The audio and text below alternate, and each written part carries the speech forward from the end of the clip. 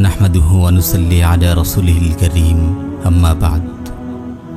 আমাদের সমাজে এমন কিছু মানুষ আপনি দেখবেন যাদেরকে সবাই ভালোবাসে। কখনো সাহায্যের প্রয়োজন হলে কিংবা কোনো পরামর্শ করতে চাইলে সবাই তার কাছে দৌড়ে যায়। মা বাবার কাছে সে একজন বিশ্বস্ত সন্তান, বোনের কাছে প্রিয় একজন ভাই, বন্ধুবান্ধবদের জন্য আস্থা ও ভালোবাসার প্রতীক। সমাজের মানুষের কাছে সে একজন উপকারী ব্যক্তি। প্রতিদিন সে অসংখ্য মানুষের কাজে আসে, অনেক মানুষের সমস্যার সমাধান করে, অনেক মানুষকে নানান বিষয়ে পরামর্শ দেয়, কাউকে কর্জে হাসানা দেয়, কারোর জন্য সুপারিশ করে, কাউকে ভালো দিনদার পাত্রের খোঁজ এনে দেয়, কাউকে হাত ধরে মসজিদের দিকে নিয়ে যায়। এভাবে তার দৈনন্দিন জীবন হয়ে ওঠে অসংখ্য উপকারের উৎস। তার উপস্থিতি তার আশপাশের মানুষের জন্য অনেক বড় রহমত। তাকে সবাই ভালোবাসে, তার মা বাবার জন্য দোয়া করে।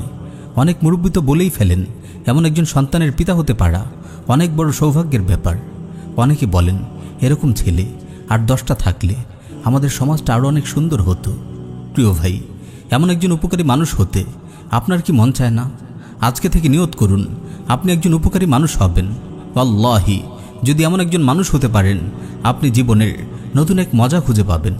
জীবনটাকে আপনার সুখ ও শান্তির বাগান মনে হবে। আপনি অন্তর্ভুক্ত হবেন মুসলিম সমাজের শ্রেষ্ঠ মানুষদের তালিকায়। সুনানে তিরমিজিতে বর্ণিত একটি সহিহ হাদিস এসেছে, হযরত আবু হুরায়রা রাদিয়াল্লাহু তাআলা আনহু বলেন, একবার রাসূল সাল্লাল্লাহু আলাইহি ওয়াসাল্লাম বসে থাকা কয়েকজন লোকের কাছে গিয়ে বলেন, তোমাদের মধ্যে সবচেয়ে উত্তম কে আর সবচেয়ে নিকৃষ্ট কে, তাকে আমি তোমাদের জানিয়ে দেব না? এই প্রশ্ন শুনে সবাই চুপ করে থাকে। তিনি পরপর 3 বার একই প্রশ্ন করেন। তারপর একজন বলে, ইয়া রাসূলুল্লাহ, অবশ্যই আপনি বলে দিন আমাদের মধ্যে সবচেয়ে উত্তম কে আর সবচেয়ে নিকৃষ্ট কে। তখন রাসূল সাল্লাল্লাহু আলাইহি ওয়াসাল্লাম বলেন, খায়রুকুম মান ইউরজা খায়রুহু ওয়া ইউ'মানু শাররুহু ওয়া শাররুকুম মান লা ইউরজা খায়রুহু ওয়া লা ইউ'মানু শাররুহু। তোমাদের মধ্যে সবচেয়ে উত্তম ব্যক্তি হলো সে যার কাছ থেকে কল্যাণের আশা করা হয় এবং যার অনিষ্ট থেকে মানুষ নিশ্চিন্ত থাকে। আর তোমাদের মধ্যে সবচেয়ে নিকৃষ্ট হলো সে যার কাছ থেকে কল্যাণের আশা করা হয় না এবং যার অনিষ্ট থেকে মানুষ নিরাপদ থাকে না। প্রিয় ভাই, একজন আদর্শ মুমিন সব সময় তার ভাইয়ের উপকারে নিয়োজিত থাকে, কারণ সে জানে রাসূল সাল্লাল্লাহু আলাইহি ওয়াসাল্লাম ইরশাদ করেছেন, আল্লাহু ফি আউনিল আবদি মা কানাল আবদু ফি আউনি আখিহি। বান্দা যতক্ষণ তার ভাইয়ের সাহায্যে নিয়োজিত থাকে আল্লাহ তাআলা তার সাহায্যে নিয়োজিত থাকেন। সাহিহ মুসলিমে বর্ণিত আরেকটি হাদিস এসেছে, আমান ফাররাজা আন মুসলিমিন কুরবাতান ফাররাজাল্লাহু আনহু বিহা কুরবাতান মিন কুরাবি ইয়াউমিল কিয়ামাহ।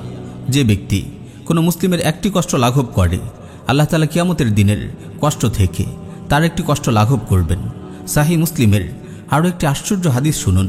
রাসূল সাল্লাল্লাহু আলাইহি ওয়াসাল্লাম ইরশাদ করেন, লাকাদ রাআইতু রাজুলান ইয়াতাকাল্লাবু ফিল জান্নাহ ফি শাজারাতিন কাতাআহা মিন যাহরিত তারিক কানাত তুযিন নাস।